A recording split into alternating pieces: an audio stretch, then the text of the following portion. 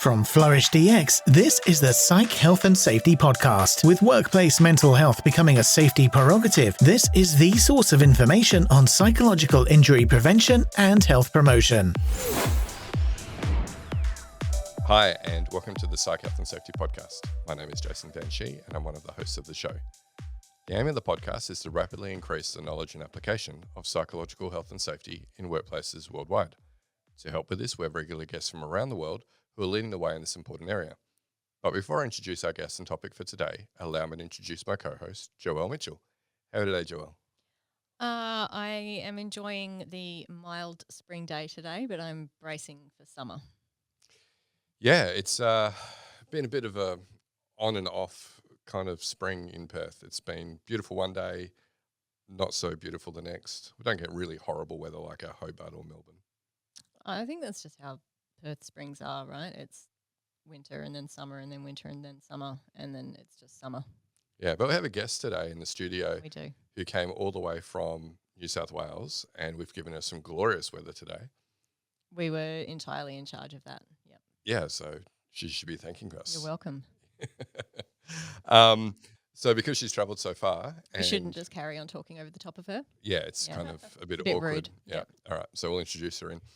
So she is an organisational psychologist with a strong background in mental health. She has worked as a clinician, a leadership coach, and as a WHS regulator. She is an advocate for mental health and services as a board director for a non-profit mental health organisation. She also provides expert advice to the Veterinary Industry Board and Steering Group Committee on Psychological Health and Safety. Welcome to the podcast, Anna Dawson. Great. Thank you so much for having me today. Really appreciate being, be part of this fantastic podcast that you guys have. Well, you can come back anytime.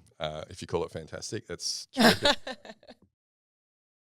Yeah, Jason loves anyone who loves what we do, basically. So, say the right things and you'll always be invited back.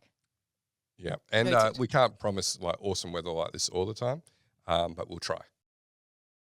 Oh, if I'm here, then I'll bring sunny city weather with me. So, What brings you to Perth anyway, Anna? yeah, so I'm here for the APS Industrial Organisational Psychologist Conference. I'm on a panel, sharing my insights as a board director, as an organisational psychologist, as a board director, and what we do in the lens that I bring to the board table. Yeah, so we'll just have to run more org site conferences, right? And then we'll have more people like you come across. Oh, maybe, one of your next conference. It's probably the biggest influx of org sites into our state outside of Psych Week when we bring all of our colleagues across. Well, I mean, last year's Psych Week, we brought 2 people across, 3. 3, yeah. Yeah, And only 2 were org year's- site. Yeah, this year's going to be bigger. Yeah, we're going to need a bigger room, as they say. That's not the saying, but well done. Thanks, Joelle. All right, over to you. Okay, Anna, what podcast do you enjoy?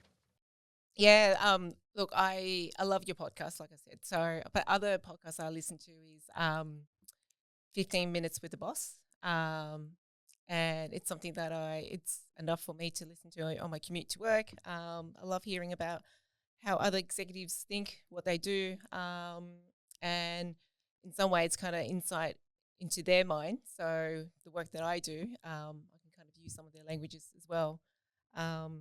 Big fan of, women in leadership. So there's, I don't know if you heard of it, Women at Work. I don't know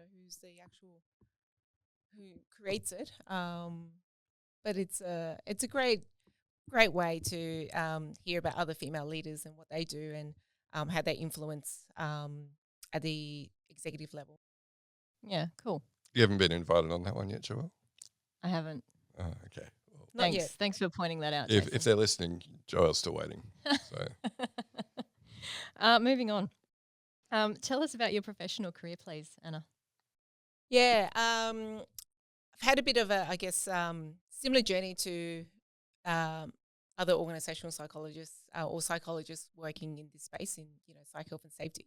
So I started in as a clinician doing, or let's just say, when you study psychology, you think that the only career path is in clinical psychology, and so that was the path that I took, and spent some time in drug and alcohol counselling, but with the purpose of supporting them to re-enter the workforce.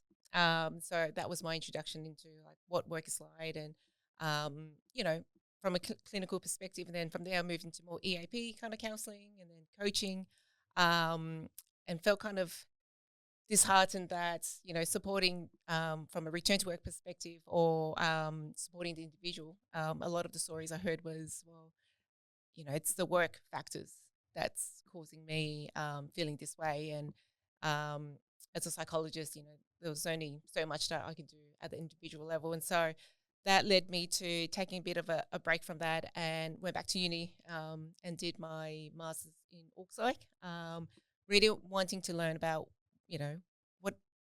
what does a workplace psychologist do? How do you actually influence at that broader level? And from there, I learned so much. And I am where I am today, I guess, in some way, because it was my curiosity trying to understand what can a business do to improve the well-being of work. I also worked for the regulator as well. And so that gave me a bit of understanding around how legislation can drive improvements in the workplace. And we've seen, with the amendments to the work home safety regulation and the landscape at the moment. We were just chatting at lunchtime how much it's kind of escalated the discussions around workplace safety and in particular around the psychological health and safety aspect of that. So yeah, I mean, I've worked internally and externally, and yeah, a stint at the regulator. Yeah, I think it's a similar pattern that we see in lots of psychs where they start working in that more clinical space, and they do get very frustrated by sort of seeing these repeated patterns of the reason for people being unwell is work, and they're not able to help them with that, and so that's what does push quite a lot of people to work in this space where they might have started in that more clinical area. Yeah, definitely. I mean, it's an integrated approach, right? So there's so much that you can do to support the individual. So as you said, you're over here for the IO Psych conference run by the APS College of Organisational Psychologists. Yep. And you're going to be contributing to a panel. Yep. So what's your panel topic on? Yeah, so it's about taking, I guess, as an org psych lens into the governance aspect for an organisation. And so I'm currently on the board for a not-for-profit, and I guess the value that our profession brings into it is completely different to other members who normally or traditionally sit on the board. So I bring more of that, the leadership and culture lens to it. But on the board that I sit on, I also bring from a health and safety lens and taking that risk mindset as well. On the board, we've got the finance, we've got the legal representative, lived experience as well, because it's not for profit and it's member base. And so at the on the panel, I'll be talking about the value that we bring, and in the current landscape around work health and safety risk. That's a voice that I bring to the table, and that's what I'll be sharing on the panel. Yeah, it's good to have the dual background like that you do, right? Where you can speak to both leadership and culture in that P&C type area, and then also the health and safety, and overall just thinking about things in the way of risk. I was actually in a governance role at a independent school when COVID hit, and I remember being able to have a discussion when the CEO said, "Hey, we need to shut the school," and this is before any mandate from the government. So this would have been moving ahead. We would have been the first school in WA to shut down. Yeah. And he said, "Oh, look, people are really concerned. They're saying it's a health and safety risk that they're coming to school, and there's like risk of them picking up COVID." I'm like, "Hang on, in WA, we're very quick to close our borders. We had 2 cases that were in quarantine. There was no community transmission that had been recorded yet. I was like, the workers actually have more risk of being involved in a car accident on the way to work than actually getting COVID in our state at the moment. And so I was able to hold firm and argue convincingly not to shut the school. And if it didn't have my kind of risk-based lens on it, then we would have shut prematurely. In the end, we shut a week later anyway when the government told us to shut down, as they did with all the other schools. But it would have been a big reputational risk as well. We would have had someone from the local paper on the doorstep of the school trying to get an explanation for why we decided to, Yeah.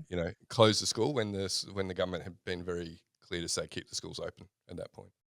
Yeah, I think, being a director on the board, in some way you're the decision maker, but you question and you kind of be curious about the pros and cons and the potential consequence of whatever decision you make. And so, that's I think that's a great example, because it sounds like in your group, in that team that you worked with, really did a bit of scenario planning and made the decision not to close the school. Yeah, it was very interesting. We had such a very high. Despite it being a school board, and you think, oh, school board, we had some very high profile people on that board. But I guess it was beholden on me with a bit of an understanding of health and safety and risk management. So kind of set some things straight regarding the actual risk based on the data that we had available at the time. Yeah. But I could understand the CEO situation, getting hounded by staff saying we don't feel safe. Well, that's great, but what's the reality? You know, so yeah, it was interesting, and I think org psychs, particularly people like yourself, Anna, who have like the dual lens, not just the org development, org psych lens, and people Yeah. and culture, but also that health and safety and risk lens. Yeah, I think it's a very valuable addition to boards. So that's what we're going to talk about today. Great. So I think we're seeing that governance is a significant challenge for a lot of organisations when it comes to psychosocial safety. That they don't know what to report or how to report it or what they should be paying attention to, or even if it needs to go to the Yeah. board, if it's something they need to be informed about or not. What is your view of the board in this space? Yeah. Um, I guess going kind of back to basics, right? The board are the governing body of the organization. And so, in terms of discussions that happen at the board, it is for the benefit of the organization. So, making decisions, thinking through organizational risk, the financial, reputational, is it delivering on its vision and purpose as well? So, really making those discussions around, programs, initiatives, and all that. And so that's, I guess, more the foundation of the role of the board, and the role of the directors is to ask those curious questions. The CEO sits in, so what does that look like, and what are the potential risks? How to mitigate that? But all that aspects, there's a psychosocial risk lens to it as well. And so when you're operating as an organization, any decisions around programs, you think about, well, are there resources, capability for it? And these are, I guess, a type of things are discussed. And even though we're not using words such as doing a risk assessment or psychosocial risk, there are implications. And so I think that's in some way, I think boards are already probably doing that. But honing more into from a work health and safety lens as well. As a board, you have a number of compliance and regulatory obligations that you need to meet, and work health and safety is one of them. Work health and safety is probably the most critical one, because there's the personal liability. And so in some way, the conversation should be around work health and safety. And, taking into consideration that, if you don't have the people to do the work, are you really delivering on the strategy and the mission?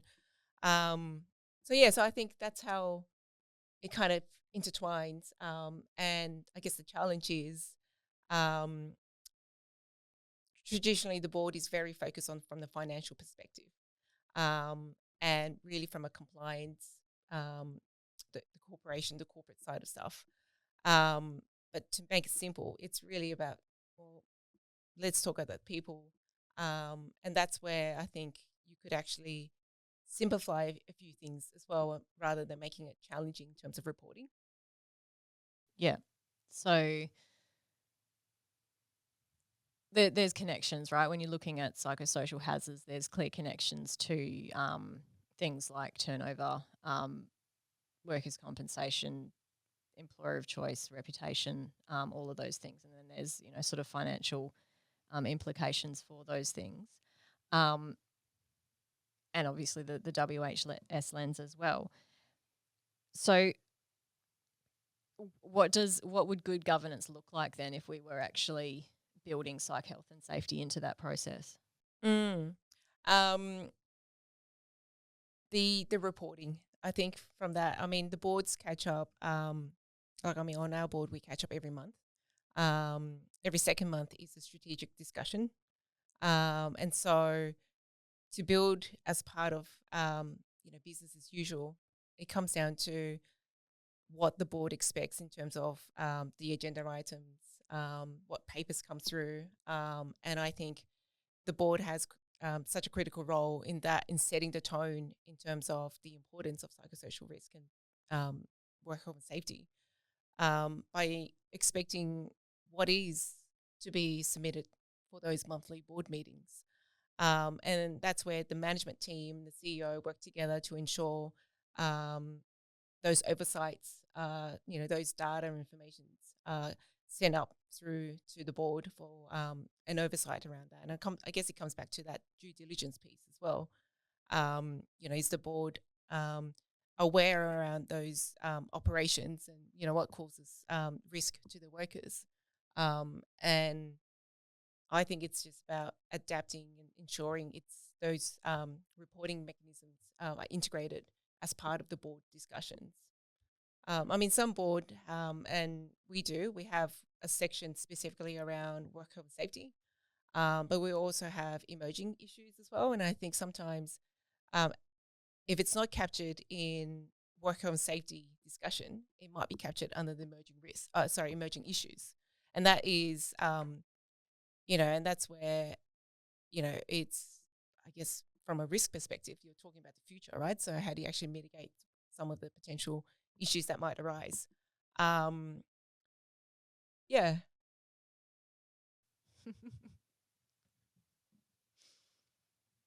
That was funny.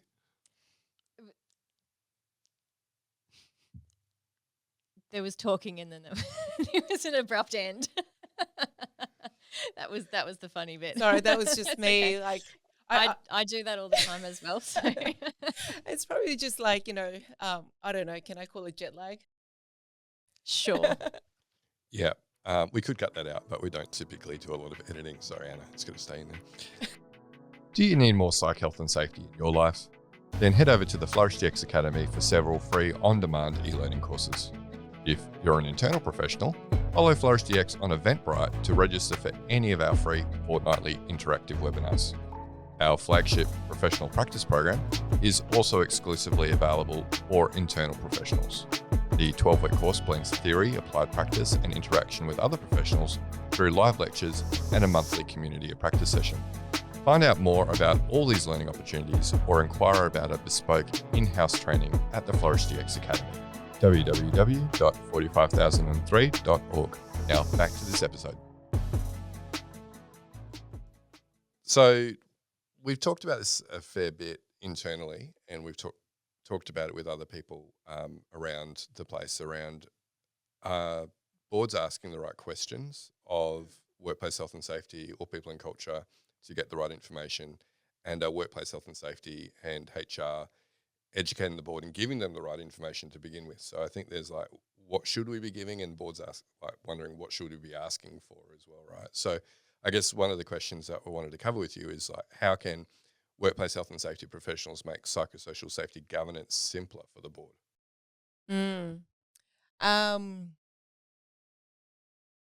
I think it starts with, if we're talking about work home safety professionals who are doing the work, running those due diligence conversations and sessions are really important. What I've observed is those conversations are, are at the CEO or the executive leadership team level. Sometimes the board are kind of forgotten. And so it's really about engaging the board as well. And in some way, the board needs to engage with the organisation themselves to, and I guess that's, to meet their duties as a board director, to really understand the organisations, how is it functioning. So I think tying that together, whether that is through the influence of, the head of health and safety, or, whoever sits at that leadership table, I think there is definitely value for the WHS professional to understand what are the drivers for the board. So what's important to them, and how to speak on the same language as well. I mean, like I said, like on the board, most of the time, you have directors who come from a risk background, or have been in an executive role in the past. The conversations are usually around risk for the organization. And I think it's, being able to, in some way, clever enough to speak the same language as them. So, for example, we're talking about psychosocial risk. Speak in terms of, well, what is the current workforce issue at the moment? Is it retaining staff? So, I really understand what is important to the executives.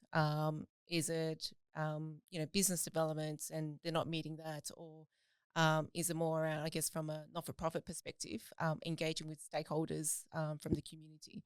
And then trying to connect the link to that. And that's how I think you can influence, but also make it easier for the board directors who may or may not have a good understanding of the WHS legislation. But it's important to them because of other factors that's going on. Like I know cybersecurity is a big piece at the moment. And that's a hot topic, a discussion that's, probably happening at the board table, at the board level.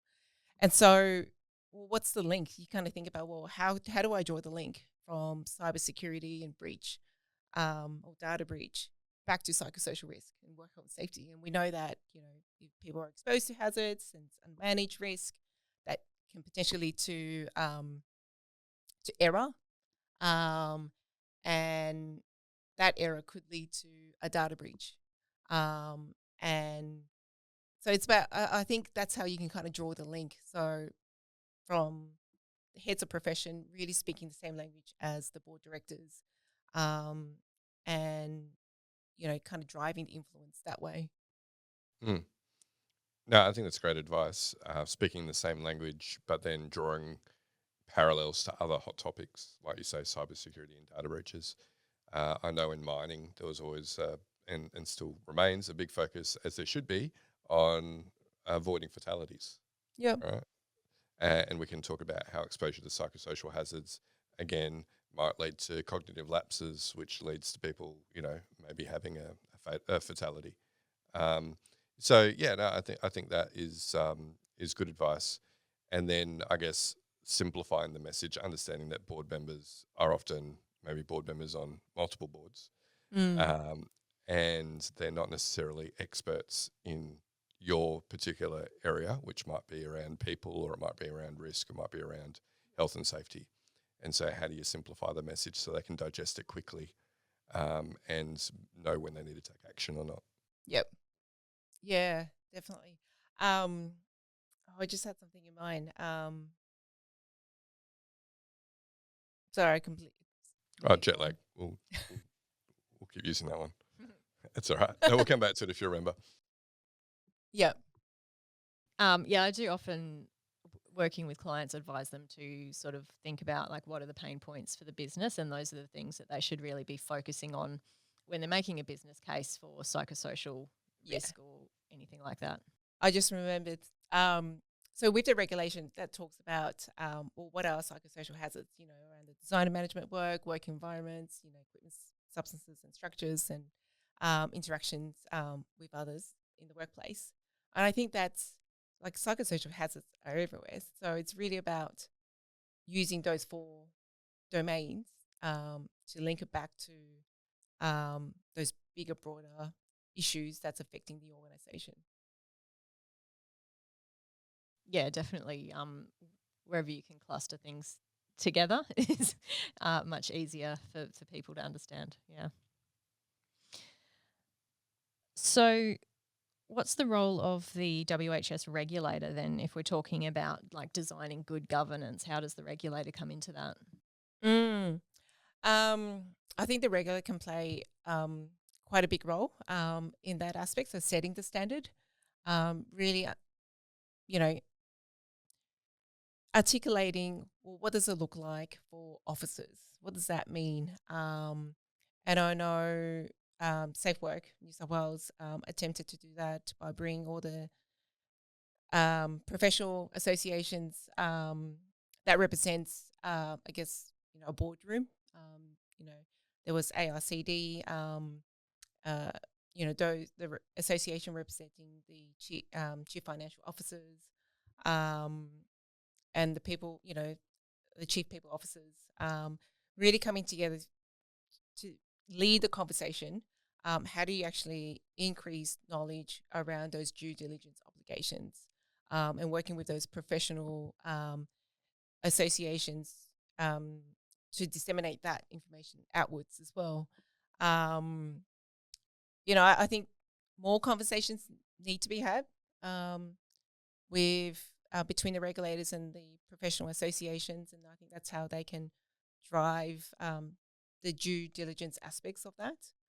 Um, I think in terms of materials, I know New Zealand, they've done a great job, creating the best practice guide. I think it'll be great if, in our regulators over here in Australia to do something similar as well. Yeah, so it's more the, I guess, advising rather than enforcing then in this area for the regulator. And that too, right? And I think, you can raise awareness and build a capability, but you also need to kind of demonstrate the consequence if it doesn't meet that standard. And at the moment, we're not really seeing those actions. And I mean, dare I say, there are some organisations who are concerned about the regulators, knocking on the door. And the cases that we've seen so far are related to the PCBU as opposed to the officer duties. And I think if we really want to drive from a governance perspective, from top down, what does that look like? What kind of I guess cases are the regulators, want to kind of take the next step further and really create that change.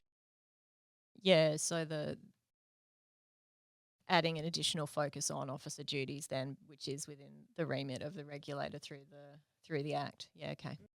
Yeah. Interesting. I don't know if I've opened up a can of worms or I'm just or not, thinking but there's the people's blood running cold listening to this Yes. conversation. But I mean, it's in the legislation. It is. Yeah. And I mean, at the same time, being a board director or sitting on a board, it's not, even though, some may not be paid, it's not a role it's not a volunteer role or anything like that you just do for fun.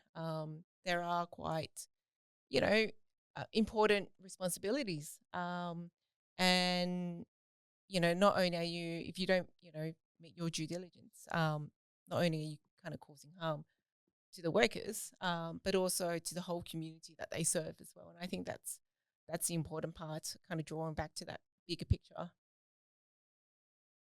Yeah, I did a post about that on LinkedIn that got a bit of attention recently on that, going, well, when we talk about not managing psychosocial hazards, it's not about affecting one employee, but we're talking about then affecting their family unit if that person can't contribute to their family as much anymore, and their broader community as well, the impacts, and then the impacts on the economy, right? If people can't contribute meaningfully in a job, and in fact they become a healthcare burden, which actually is a great segue for the next question, I believe. So what are the opportunities at a government policy level to better connect workplace safety with economic benefits? I think that it's a really, really good, great question. But also, when we think about from a systems perspective. At the moment, we're thinking about systems at work, or within the workplace. But there are also broader aspects of that as well, the political environment. And so I think it will benefit the economy if there is clear standards or policies or discussions about how do you improve safety in the workplace, because it's not just about the well-being of the population. It's all, I guess it has a broader kind of implication as well. We spoke about when someone's unwell, the healthcare costs, that has an impact, broader impact on the economy. But at the same time, for business to deliver its services as well, you need to have functioning people. And so on that kind of broader scale, if services aren't operating, what does that mean for the state, for the country, and how can government improve from that aspect?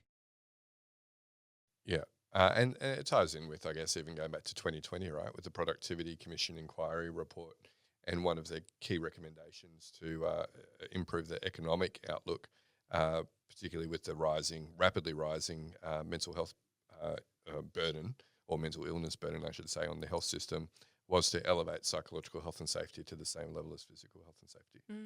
And COVID, in some ways, given us an opportunity to think, as it really paused the economy. And when we're talking about risk, I guess in some ways about future planning as well. And so, predicting the next pandemic, how do you ensure there's that organizational resilience for business continuity, but also how do you ensure that your workers are safe as a result of whatever they need to do? Yeah. I mean, it was a mass experiment, right, where everyone who could got asked to work from home, maybe for the first time ever, and no one ever stopped to think about the people consequences, or at least what could be done to maybe mitigate that at a work design level.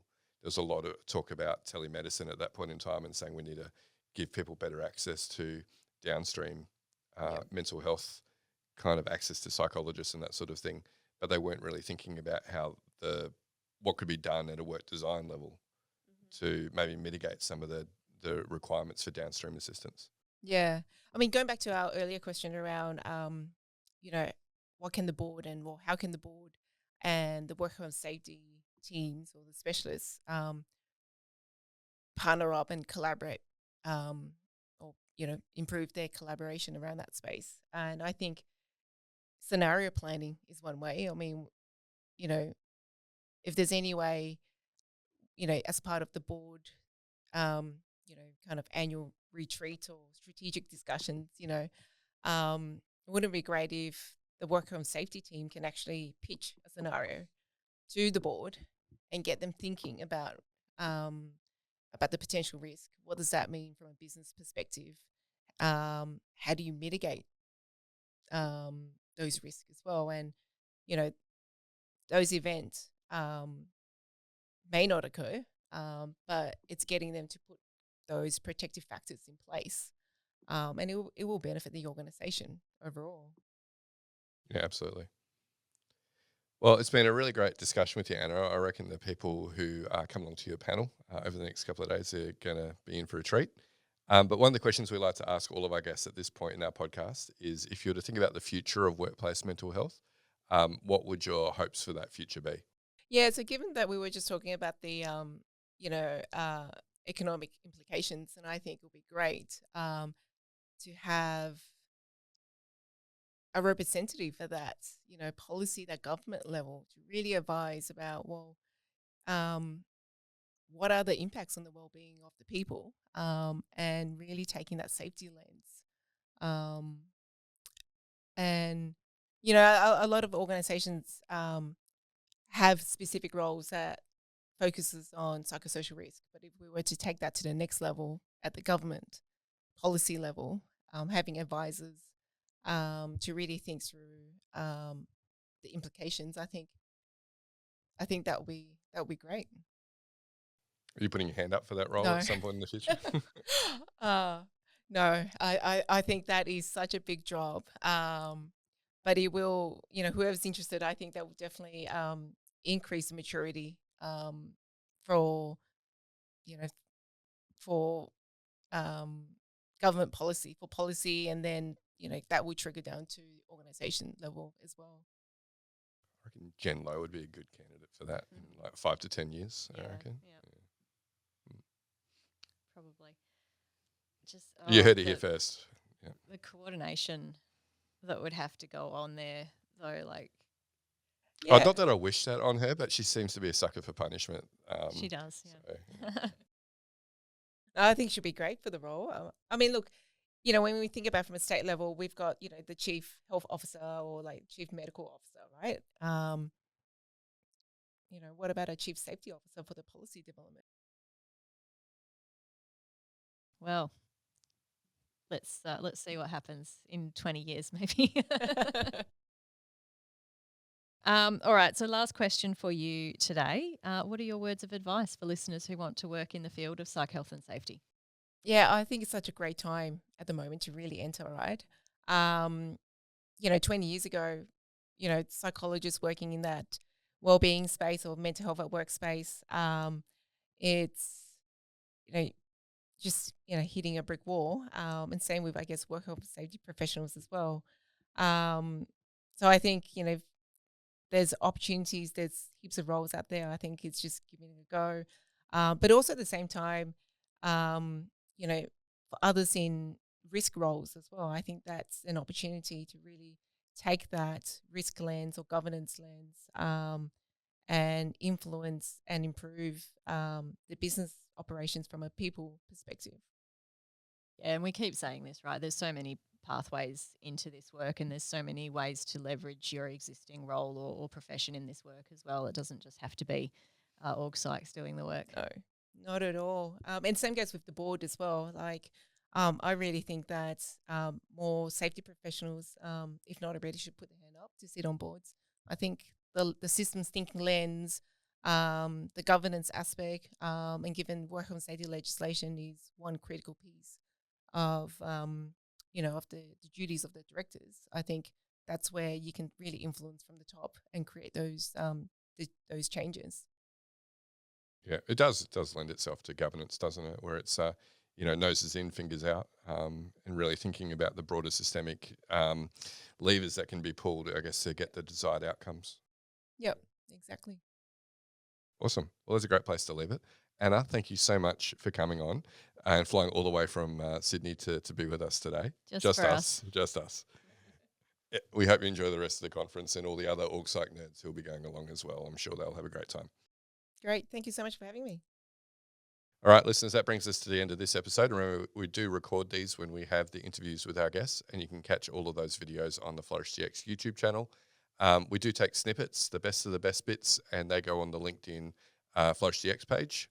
And while you're on LinkedIn, you'll find that Joelle, myself, and Anna, we're all on there. So if you want to continue the conversation, do feel free to reach out. So thanks again, listeners. We'll catch you next episode. You've been listening to the Psych Health and Safety Podcast. To stay up to date with the latest on psychological injury prevention, follow Flourish DX on LinkedIn and subscribe to the Psych Health and Safety Podcast at www.psychealthandsafety.com.